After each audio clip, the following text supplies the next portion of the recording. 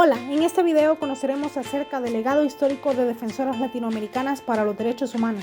Como primer referente en la reivindicación de los derechos de la mujer tenemos a Sor Juana Inés de la Cruz.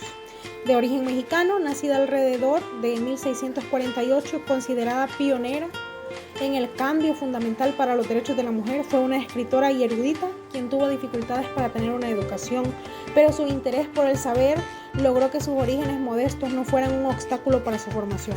Es un referente por su inteligencia brillante que destacó desde su niñez y tuvo la oportunidad de estudiar apoyada por un noble. Se hizo monja para poder seguir estudiando y mantenerse independiente.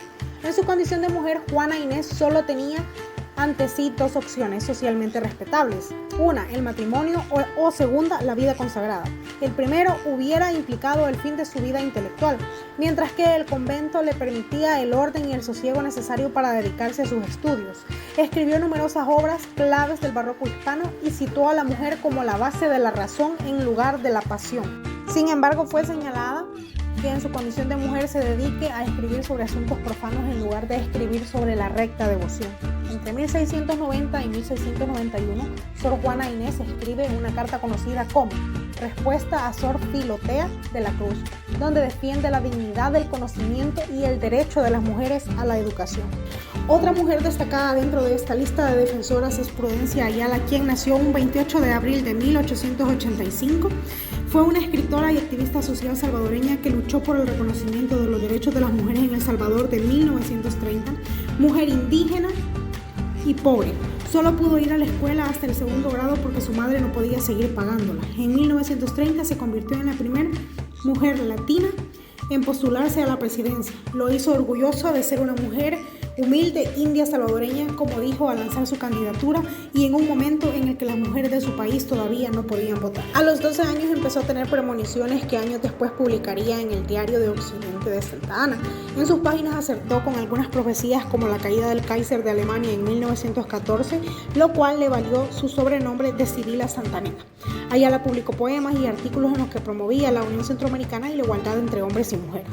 Tuvo aliados como los estudiantes que la ovacionaban o el fundador del diario La Patria, Alberto Monferrer, con quien compartía ideas feministas y antiimperialistas y quien definió su causa como noble y justa. De su plan de gobierno, que tenía 13 puntos, dijo que no era inferior al de otros candidatos que se tomaban en serio. En él promovía la educación pública, el apoyo a la clase obrera, el derecho al voto de las mujeres, la no discriminación a los hijos ilegítimos o suprimir lo más posible el aguardiente, entre otros. Su candidatura no prosperó porque la Corte Suprema determinó que las mujeres no tenían el derecho a optar a cargos públicos. Berta Luz, socióloga y botánica que también estudió Derecho y asentó las bases del feminismo en Brasil. Gracias a su activismo consiguió hacerse lugar en la política. Logró el derecho al sufragio femenino en su país natal en 1932 y participó en la Carta de las Naciones Unidas, firmada en 1945 en la Conferencia de San Francisco, donde se menciona explícitamente a la mujer por primera vez. Este fue el preludio de la Declaración Universal de los Derechos Humanos que tuvo lugar en París 3 años después. Sin embargo, sus compañeros de otros países intentaron disuadir que hiciera algún tipo de petición, ya que al pedir algo para las mujeres sería vulgar.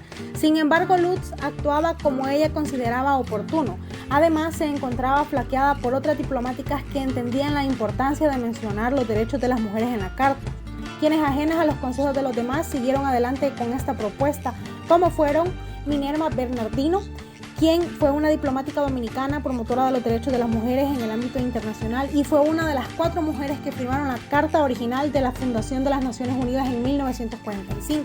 Otro apoyo para Berta fue Virginia Gildersleeve, fundadora de los derechos humanos de la mujer y del supranacionalismo. Participó en la fundación de la Federación Internacional de Mujeres Universitarias en 1919 y fue la única mujer representante oficial en la redacción de la Carta Fundacional de las Naciones Unidas en San Francisco en 1945 y también contribuyó a la fundación de la UNESCO. Podemos ver que Luz se sumergió de lleno en la lucha feminista. Es así que para 1922 fundó la Federación Brasileña del Progreso Femenino, FBPB, de la cual fue presidenta durante 20 años. La campaña se centraba sobre todo en la lucha para conseguir el voto femenino. A estas alturas, no hay duda de que consiguió lo que se propuso. El presidente Getúlio Vargas autorizó por decreto el derecho de sufragio femenino en 1932. El voto sin restricciones llegó 2 años más tarde. Luz Margarita Posada Machuca, lideresa y defensora incansable por el derecho a la salud en El Salvador, luchó por el derecho humano a la salud pretendiendo que llegue a ser un bien común, humanizado y con una cobertura universal. Su trayectoria de lucha a favor de los derechos del pueblo la llevó en los años 2000 a participar activamente en las marchas blancas contra la privatización del sistema de salud por el gobierno Arena. Con la victoria del FMLN en el 2009 y la implementación de una reforma de salud, como coordinadora del recién constituido Foro Nacional de la Salud, promovía la participación social en el sector de la salud. Posada fue reconocida activista y era coordinadora del Foro Nacional de Salud y promotora de la Alianza Nacional contra la Privatización del Agua. Era la directora de la Asociación de Promotores Comunales Salvadoreños, APROXAL. Durante años impulsó una reforma nacional de salud y luchó por los derechos de las familias afectadas por la contaminación. Asimismo, apoyó la seguridad alimentaria en el país, derechos de la comunidad LGTBIQ+, y el empoderamiento de la mujer en todos los sentidos. ¿Se puede decir que hemos alcanzado una plenitud en el sistema de derechos humanos? Pues no. A pesar de que tenemos muchas concesiones y muchos mecanismos de protección de los derechos humanos, gracias al legado de defensores y defensoras, no tenemos un sistema de derechos humanos igualitario. Todo depende de la clase social o de la etnia en la que te toca nacer. El sistema de privilegios aún sigue vigente en pleno siglo XXI. Aun cuando tenemos la Declaración de los Derechos Humanos, aun cuando sabemos que los derechos humanos son inherentes, sigue la discriminación, el poco acceso a los recursos y la discriminación por la etnia y por el género.